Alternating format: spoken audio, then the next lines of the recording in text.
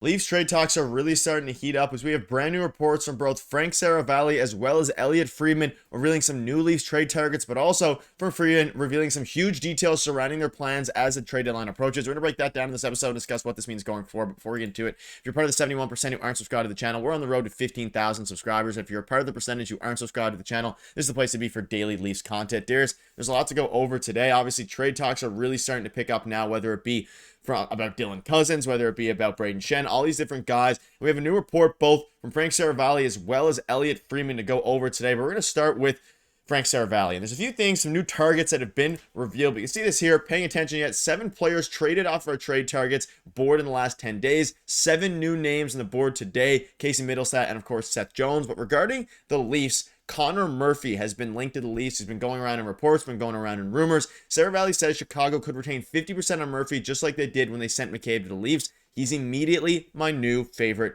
trade target. And there's been a lot of rumbling surrounding Connor Murphy and the Toronto Maple Leafs. This is an interesting one. We've been talking about centers a lot. We've been talking about, third line centers, second line centers. We'll get an Elliot Friedman report in a minute here. However, this is a defenseman, could fit in well, especially with the uncertainty of a couple of their defensemen right now. I will maintain, I've been saying it since last summer that I think the Chicago Blackhawks and the Leafs are great trade partners. Great possibilities here for them to make a decent trade that would make sense for both teams. So I think this makes a lot of sense, Connor Murphy. And, we're getting these reports from Frank Saravalli and a bunch of different insiders about the obvious, guys in the market heading into the trade deadline this year. Guys who are on expiring contracts that maybe have an extra year of term that, a lot of these teams are wanting to move off of. And we got a new report from Elliot Friedman on 32 Thoughts, or the latest 32 Thoughts, I should say, that was basically the Leafs are making, a list of some type of players that they would be interested in, and then they're going to try and see, what they cost in that way. And they're not necessarily going directly at the market this year. And I think it's a very interesting strategy. So you might actually hear a couple of names linked to the Leafs that weren't really out there before, right? And you could hear some rumblings about being linked to the Leafs. Anyway, Connor Murphy was kind of out there before, but not really until he was linked to the Leafs. So I think that it's an interesting option. Not just him. The Chicago Blackhawks, you can get 2 players here, 2 pieces, which I think might be another route that the Leafs are looking at in acquiring a defenseman and a centerman from one team instead of making 2 separate deals because it would cost less.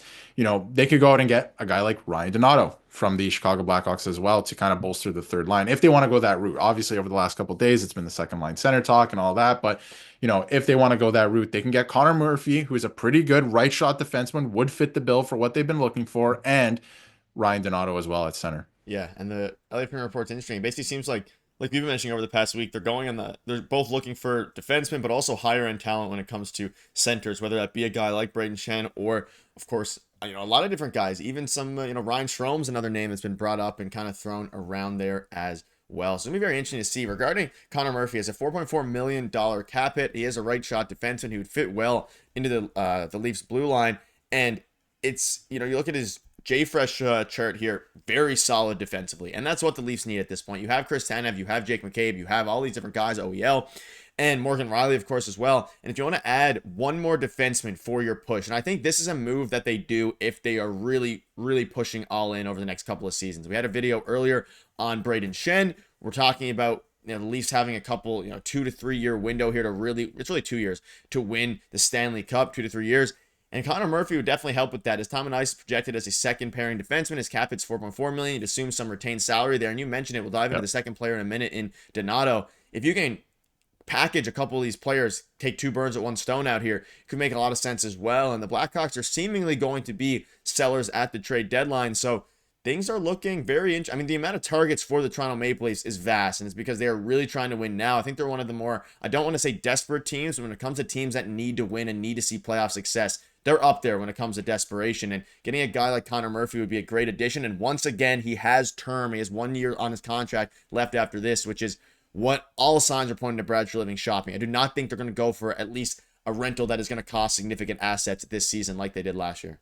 And I can see the Chicago Blackhawks, if you get a third team involved, because I believe the Chicago Blackhawks can't retain any more salary this year because of the trade they just made with Mikko Rantanen and all that. So Again, you would have to maybe get a third team involved, but if you were to make one deal here, we can get a couple pieces that you need. I think it would actually cost less in the long run instead of making two, maybe three separate deals. So I can see them retaining some salary. Again, I mean, a third team retaining salary, but I could see that being a situation that could happen because, again, he only has 1 year left. So that's something that could happen that would fall in favor of the Leafs. And again, he's a good defenseman, right? And I think it falls into the category of what we were talking about with Dylan Cousins, where it's like he is a product of his environment, right? Like some of the stats, you might look at the stats and be like, this doesn't jump off the page. I mean, his JFresh chart, a couple of the numbers, they're a little wonky. He plays for the Chicago Blackhawks, defense for the Chicago Blackhawks. It's not an easy task. So, if you were to put him on the Leafs in a different system, I think he would look a lot better. He's a big right shot defenseman. It fits the bill perfectly for what they're looking for. A guy with term, a right shot defenseman. They need another one of those. They also need a center. We're going to get to that in a second. But again, I think, probably a bigger fan of. We know they need a couple pieces, right? So if they go out and get a Braden Shen or something like this, that's only one trade. That's only one piece. Might cost a lot. So I think I'm a fan of getting a couple pieces from one team, especially if they can make a difference with their underlying numbers. Yeah, it's very intriguing. I've been showing you guys some of the other stats there. You can see putting up an okay amount of points as well, surprisingly. So he's actually just a very solid fit, a guy that is going to be on the trade market and that the Leafs are definitely going to be inquiring about. And whether it's in a package deal with the target now, which we'll talk about on, which is Ryan Donato. And of course, he had a video on Jamie Alexiak, another interesting guy, but Ryan Donato has emerged as a potential fit for the Leafs in the fourth period. David Pagnotta. You can see here regarding Donato, because we covered Alexiak, and probably another video on him as things start to pick up and we inch closer and closer to the deadline. But regarding Donato, he's having a solid season by his standards. His cap hit is a lot lower. He's a $2 million cap hit. He could be an appealing option for the Leafs as they look to strengthen their bottom six, particularly as a third or fourth line center. Now, as you start to think about a bunch of different players, but specifically Ryan Donato, it starts to become interesting now because if the Leafs, let's say they say go out and get a guy like Braden Shen, you could still, in theory, if you want to strengthen your fourth or third line, specifically fourth line, go out and get a guy like Donato. And I would not put it past him to really have an all-in type trade deadline here. And initially, I was thinking they were going to be more hesitant, kind of what we're used to.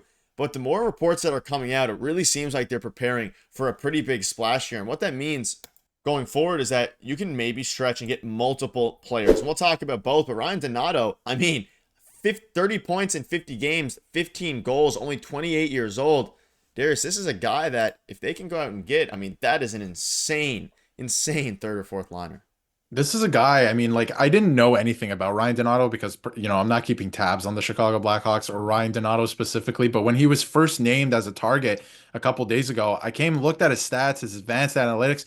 Yeah, he has 30 points in 50 games with the Chicago Blackhawks. And yes, he's up on the first line right now with Connor Bedard. So yes, there is something to that.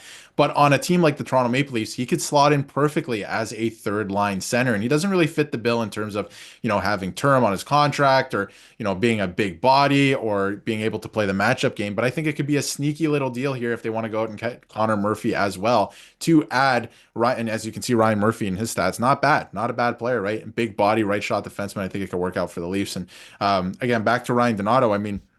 He's having a sneaky good season. If you add him on the Leafs, I think it could be a sneaky good move because he's only 28. You can re-sign him. I don't think it's going to come at a big cost to A, acquire him, and B, extend him after that. So I think it's an interesting option in that way. Does he put you over the hump? Does he put you over the edge in terms of winning a Stanley Cup?